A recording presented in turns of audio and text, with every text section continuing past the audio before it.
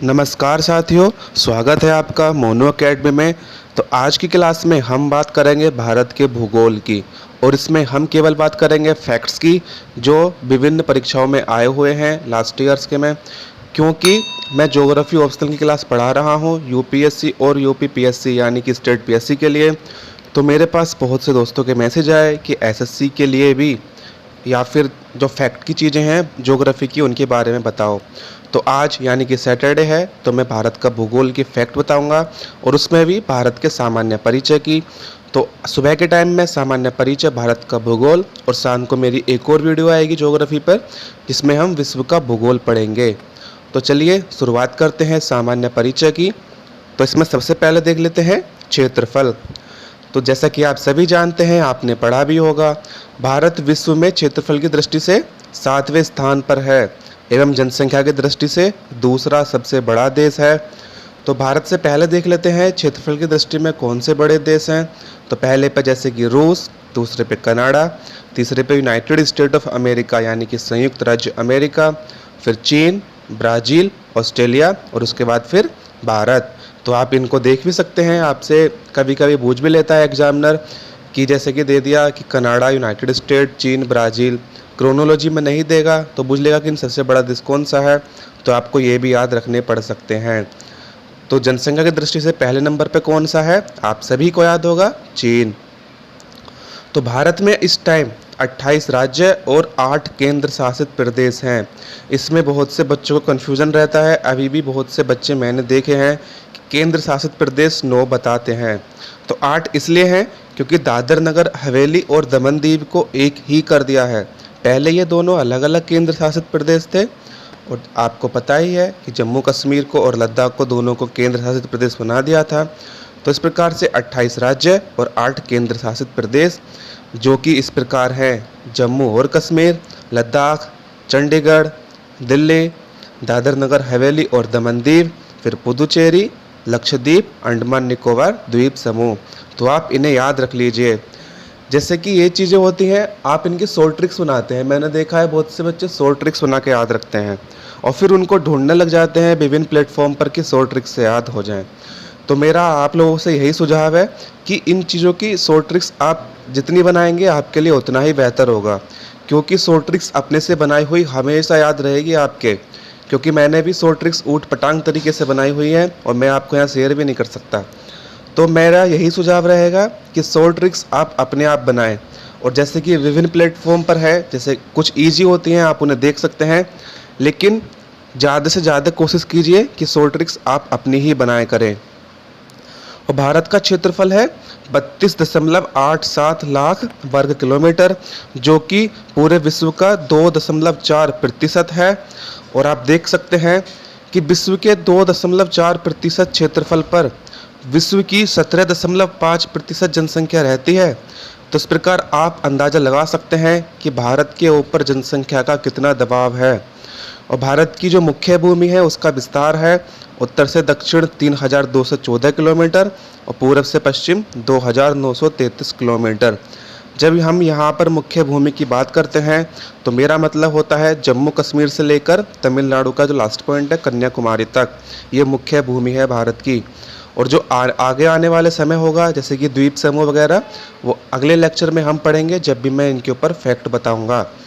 तो अब बात करते हैं अक्षांशीय विस्तार की। अक्षांश और देशांतर में बहुत से लोगों को कन्फ्यूज़न होता है, लोगों को समझ में नहीं आता। तो मैं आपको बताने वाला हूँ बहुत ही सिंपल तरीके से अक्षांशीय विस्तार क्या होता है। सबसे पहले देख लेते हैं कि अक्षांश आखिर है क्या। तो पृथ्वी के केंद्र से मापी गई कोणीय दूरी अक्षांश कहलाती है, और ये बता दूं काल्पनिक रेखाएं होती हैं।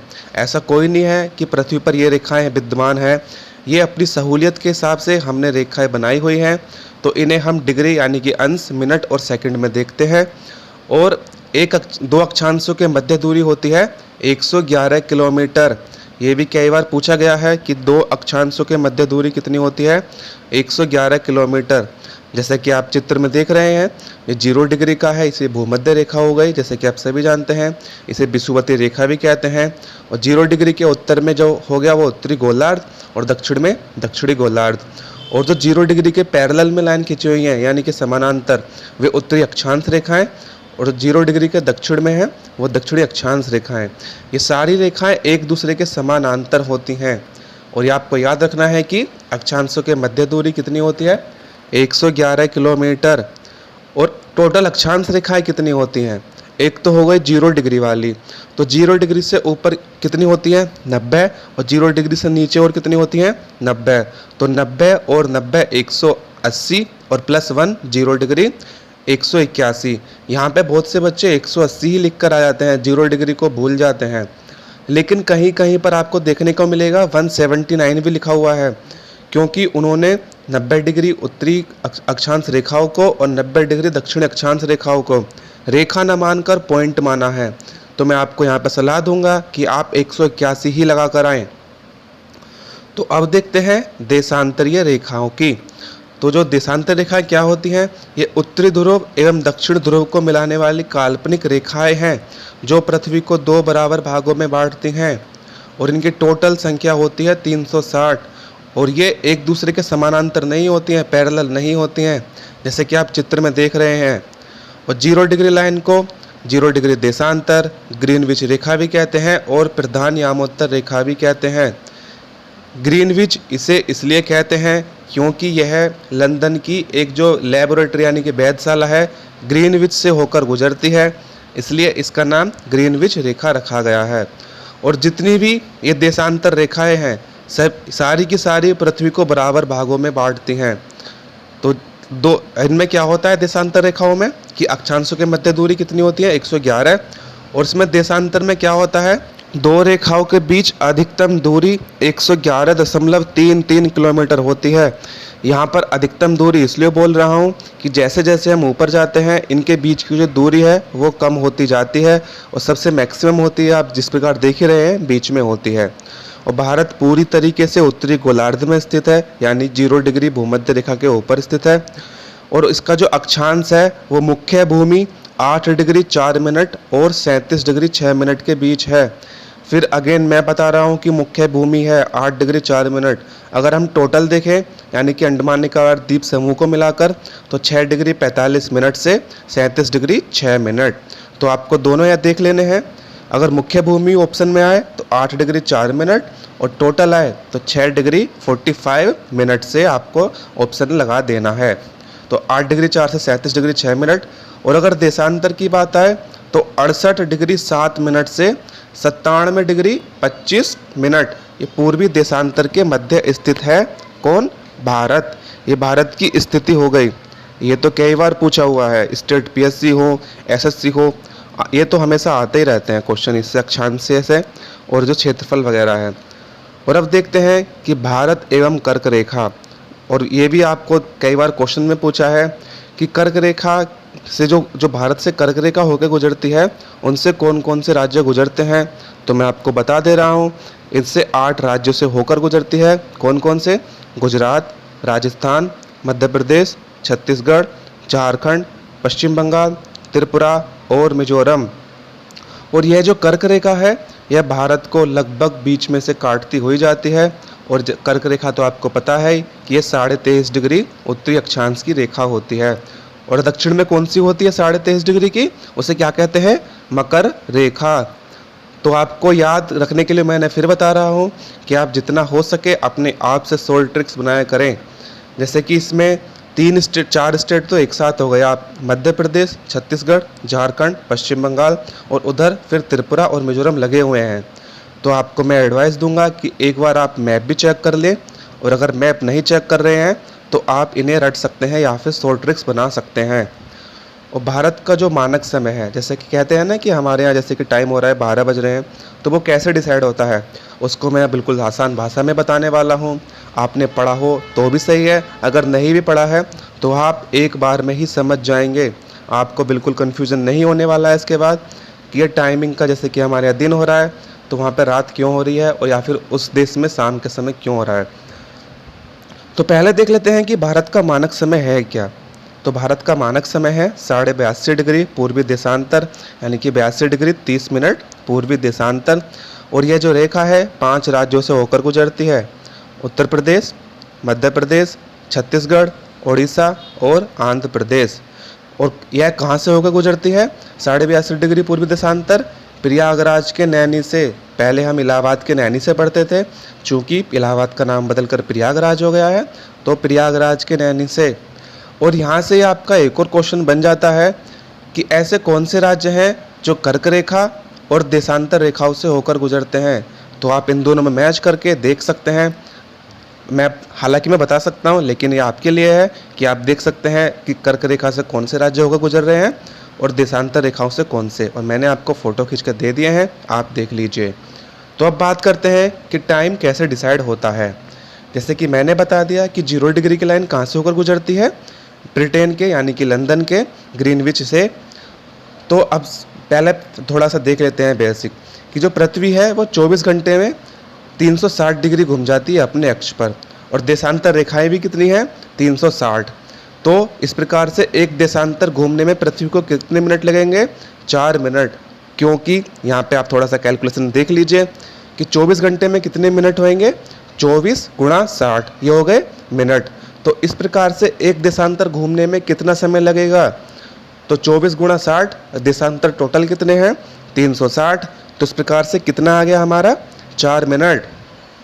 तो एक देशांतर घूमने में कितना टाइम लगेगा? 4 मिनट। और फिर 4 मिनट हो गया एक देशांतर घूमने में।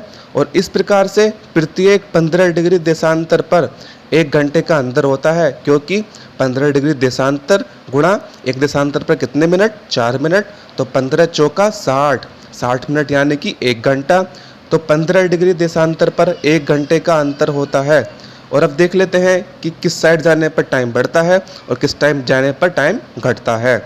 तो इसका सबसे सिंपल सा है कि चूंकि सूर्य पूरब से उगता है और पृथ्वी पश्चिम से पूरब की ओर अपनी धुरी पर घूम रही है, तो 0 डिग्री देशांतर से पूरब की ओर जाने पर समय GMT यानी ग्रीनविच मीन टाइम, जो वहाँ की वेधशाला का नाम है, ग्रीनविच मीन टाइम से आगे एवं पश्चिम की ओर जाने पर GMT से पीछे काउंट होएंगे।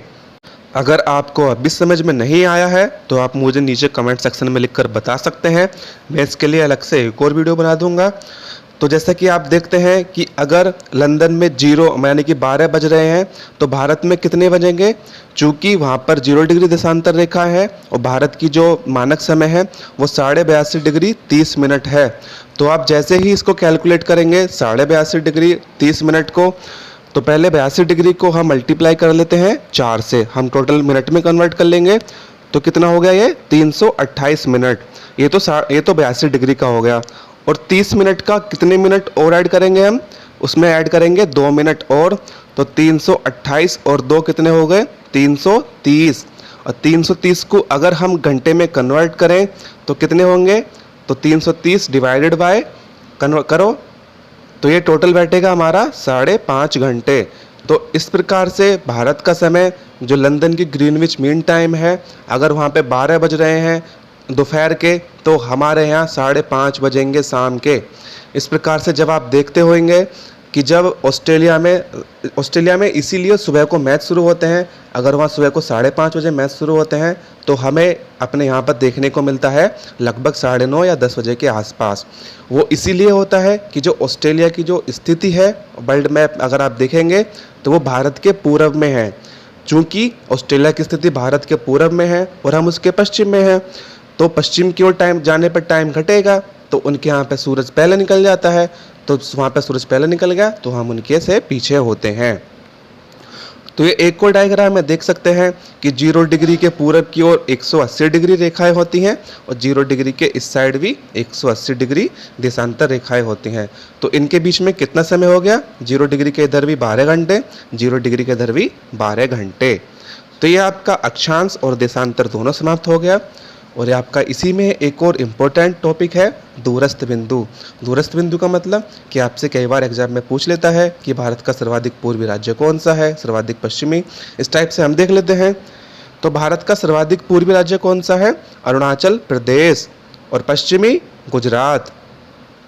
और भारत का सर्वाधिक उत्तरी राज्य यहाँ पर हिमाचल प्रदेश और दक्षिणी राज्य तमिलनाडु। यहाँ पर बहुत से बच्चे शौक हो जाएंगे कि मैंने हिमाचल प्रदेश क्यों लिखा है। जैसा कि आप सभी जानते हैं, जम्मू और कश्मीर को हमने केंद्र शासित प्रदेश में बदल दिया है। तो यहाँ पर राज्य पूछा है स्पेसिफिकली, अगर स्पेसिफिकली पॉइंट दे के पूछे सबसे उत्तरी राज्य तो हिमाचल प्रदेश, और अगर प्रदेश या फिर कुछ और कुछ पूछे जैसे कि केंद्र शासित प्रदेश तो यहाँ पर हो जाएगा जम्मू और कश्मीर। तो इस प्रकार से सबसे उत्तरी राज्य या केंद्र शासित प्रदेश कौन सा हो गया, जम्मू और कश्मीर। और सबसे दक्षिणी राज्य या केंद्र शासित प्रदेश कौन सा हो गया, अंडमान निकोबार। यहाँ पर आपको वर्ड पर बहुत ज़्यादा ध्यान देना पड़ता है। हम याद करके चले जाते हैं लेकिन वर्ड पर यानी कि शब्दों पर बिल्कुल ध्यान नहीं देते। जैसे कि अगर क्वेश्चन आ गया कि सर्वाधिक उत्तरी राज्य कौन सा है, हमारे याद है फटाक से हम जम्मू कश्मीर लगा देंगे और हम कॉन्फिडेंट भी हो जाएंगे कि हाँ भाई मैंने तो लगा के आ गया। लेकिन जैसे ही घर आके या फिर हम जैसे कि आंसर की आती है उससे मिलाते हैं, उसमें देखेंगे हिमाचल प्रदेश, सोचेंगे उत्तरी, ये तो गलत हो गया। तो यहाँ पर जैसे ही कुछ नया कुछ होता है आपको यहाँ पर ध्यान देने की ज़रूरत सबसे ज़्यादा होती है। तो सबसे दक्षिणी बिंदु कौन सा है, इंदिरा पॉइंट। ये कहाँ पर है, अंडमान निकोबार के ग्रेट निकोबार आइलैंड पर। तो क्योंकि अंडमान निकोबार में भी बहुत सारे आइलैंड द्वीप हैं तो ये सबसे उसका दक्षिणी जो है वो ग्रेट निकोबार पर है। और अगर मुख्य भूमि की बात करें, ये तो द्वीप के साथ हो गया इंदिरा पॉइंट, और अगर मुख्य भूमि की बात करें तो कन्याकुमारी जो कि तमिलनाडु में है। और सबसे उत्तरी बिंदु कौन सा है, इंदिरा कोल। और भारत का सबसे पश्चिमी बिंदु कौन सा है, गोरा मोता या फिर गुहार मोती भी कहते हैं। अगर पश्चिमी बिंदु की बात की है तो सबसे पश्चिमी राज्य कौन सा है, गुजरात। तो ये कहाँ पे स्थित होगा, गुजरात में। और सबसे पूर्वी बिंदु कौन सा है, किबीथू। किबीथू है कहाँ पे, अरुणाचल प्रदेश में, क्योंकि अरुणाचल प्रदेश हमारे सबसे पूर्वी राज्य है। तो ये हो गए हमारे दूरस्थ बिंदु। अब बात करते हैं सीमावर्ती देश की, कि भारत से कौन से देशों की सीमाएं मिलती हैं।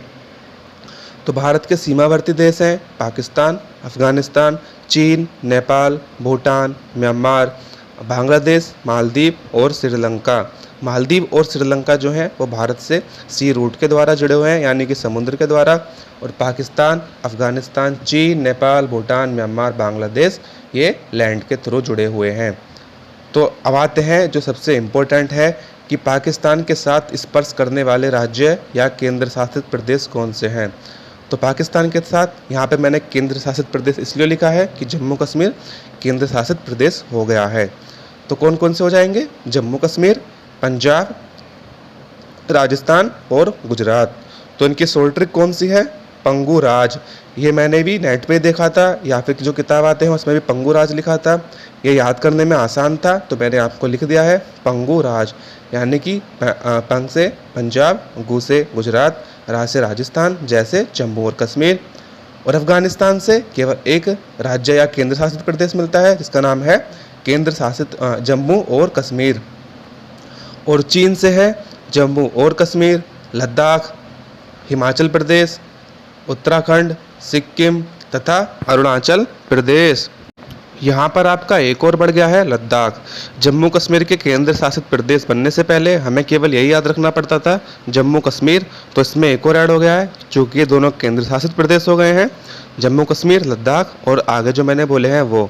तो आप इनकी जैसे कि आपने शॉर्ट ट्रिक्स याद कर रखी होगी, इसका कुछ ऐसा है कि जम्मू का सिपाही उतरा, ऐसा कुछ है, मेरे याद नहीं है, तो इसमें आप लद्दाख भी ऐड कर लीजिए। तो बांग्लादेश से कौन से जुड़े हुए हैं, असम, त्रिपुरा, मेघालय, मिजोरम और पश्चिम बंगाल। तो असम, त्रिपुरा, मेघालय, मिजोरम को कैसे याद करते हैं, ATMM। ATMM से असम, त्रिपुरा, मेघालय, मिजोरम और साथ में पश्चिम बंगाल ऐड कर लीजिए। और या फिर जैसे आपने याद कर रखा हो, शॉर्ट ट्रिक्स देखी हो पीछे, या फिर जो आपने अपनी बनाई हो। और अब बात करते हैं म्यांमार से जुड़े हुए कि कौन कौन से राज्य जुड़े हुए हैं। तो म्यांमार को हम लैंड ऑफ गोल्डन पैगोडा भी कहते हैं। और इनसे जुड़े हैं राज्य अरुणाचल प्रदेश, नागालैंड, मणिपुर, मिजोरम और फिर ये हो गए चारों। और इनकी शॉर्ट ट्रिक्स क्या है याद करने की, अरुणामामी। अरुणामामी से अरु से अरुणाचल प्रदेश, ना से नागालैंड, मणिपुर और मी से मिजोरम। इस प्रकार से आपके म्यांमार के हो गए 4 राज्य। ये भी मैंने देखा था शॉर्ट ट्रिक्स, आप ही की तरह मैं भी कोशिश करता था, ये अच्छी लगी तो मैंने देख लिया। और नेपाल का है उत्तराखंड, उत्तर प्रदेश, बिहार, पश्चिम बंगाल और सिक्किम। तो आप देख लीजिए कैसे याद रखनी है आपको, या आपने शॉर्ट ट्रिक्स बना रखी हो या फिर अपनी बना लीजिए। फिर भूटान की है, भूटान को कहते हैं लैंड ऑफ थंडरबोल्ट, क्योंकि यहाँ पर थंडरबोल्ट का मतलब भूकंप बहुत ज़्यादा आते हैं। तो इससे जुड़े हुए राज्य कौन से हो गए? पश्चिम बंगाल, सिक्किम, अरुणाचल प्रदेश और असम। ये हो गए आपके 4 राज्य किससे जुड़े हुए? भूटान से। और अब देखते हैं कि भारत तथा पाक के मध्य जो सीमा है वो अध्यारोपित सीमा का उदाहरण है। अध्यारोपित सीमा का मतलब होता है किसी बाह्य शक्ति द्वारा आरोपित। क्योंकि जब भारत और पाकिस्तान का बंटवारा हुआ था, यानी कि हमारी ज़मीन पाकिस्तान को दे दी थी, तो उस समय वो सीमा किसने डिसाइड की थी? ब्रिटिशर्स ने। तो इसलिए ये अध्यारोपित सीमा का उदाहरण है। प्यारे दोस्तों, मैं आपको बता दूं कि मेरी क्लास में केवल मैं सिर्फ पढ़ाता हूँ और ज़्यादा की बातें नहीं करता, जैसे कि कुछ और बता दिया इधर उधर की बातें। उससे क्या होता है कि वीडियो भी बड़ी हो जाती है, तो मैं नहीं चाहता कि वीडियो बड़ी बने, तो इसलिए मैं केवल आपने जो मेरा काम है पढ़ाने पर फोकस करता हूँ। तो जो भारत और पाक के मध्य जो रेखा है वो कौन सी रेखा के नाम से जानी जाती है? रेड क्लिफ रेखा। ये भी बहुत बार पूछा जाता है कि भारत और पाकिस्तान को अलग करने वाली रेखा कौन सी है? रेड क्लिफ रेखा। इसी प्रकार से चीन को भारत से अलग करने वाली रेखा कौन सी है? मैकमोहन। और अफगानिस्तान से अलग करने वाली डूरंड। और श्रीलंका भारत से पाक जल डमरू मध्य द्वारा अलग होता है, यानी कि पाक स्ट्रेट। पाक का मतलब वो पीए के वाला नहीं है, ये PAL के, जिसमें एल जो है साइलेंट है। और जो पाक स्ट्रेट है यह बंगाल की खाड़ी को गल्फ ऑफ मन्नार से जोड़ता है। ये जो जल डमरू मध्य होते हैं ये 2 चीज़ों को जोड़ता है, और जो स्थल वाले होते हैं वो अलग करता है। और अब देख लेते हैं थोड़ा सा 1-2 फैक्ट आपके बचे हैं कि भारत की सबसे लंबी स्थलीय सीमा किसके साथ लगती है? बांग्लादेश के साथ, जो कि है 4096.7 किलोमीटर। और सबसे छोटी अफगानिस्तान के साथ, जो कि है 106 किलोमीटर। और आपका थोड़ा से और याद हो जाए उसकी सहूलियत के लिए मैंने पॉइंट बना दिए हैं कि सिक्किम की सीमाएं 3 देशों के साथ लगती हैं, नेपाल, भूटान और चीन से। और पश्चिम बंगाल की भी 3 से, नेपाल, भूटान व बांग्लादेश से। और जम्मू कश्मीर की भी 3 से लगती है, अफगानिस्तान, चीन एवं पाक से। और जैसा कि आपने अगर मैप देखा हो तो त्रिपुरा एक ऐसा राज्य है जो 3 तरफ से बांग्लादेश से घिरा हुआ है। त्रि का मतलब ही 3 है, तो आप ऐसे याद रख लीजिए, त्रिपुरा यानी कि 3 तरफ से बांग्लादेश से घिरा हुआ। तो दोस्तों, यहाँ पर आपके हमारे आज जो सामान्य परिचय है भारत के भूगोल का वो समाप्त होता है। और शाम तक मैं आपको विश्व के भूगोल की एक वीडियो बना कर दे दूंगा, जिसमें आपके होंगे ग्रह से संबंधित प्रश्न। वहाँ से भी क्वेश्चन बहुत भर भर कर पूछे जाते हैं। और जैसे कि आप सभी जानते हैं कि ओलंपिक शुरू हो गया है, और आज का भारत का एक्शन का अगर आपने मिस नहीं किया हो तो भारत का एक्शन है जैसे कि शूटिंग, हॉकी और टेबल टेनिस और मुक्केबाजी भी है शायद। तो आप चीयर करें इंडिया को, चीयर फॉर इंडिया। और अगर वीडियो पसंद आई हो तो उसे लाइक करें, शेयर करें और मेरे चैनल को सब्सक्राइब करें। आपका बहुत बहुत धन्यवाद।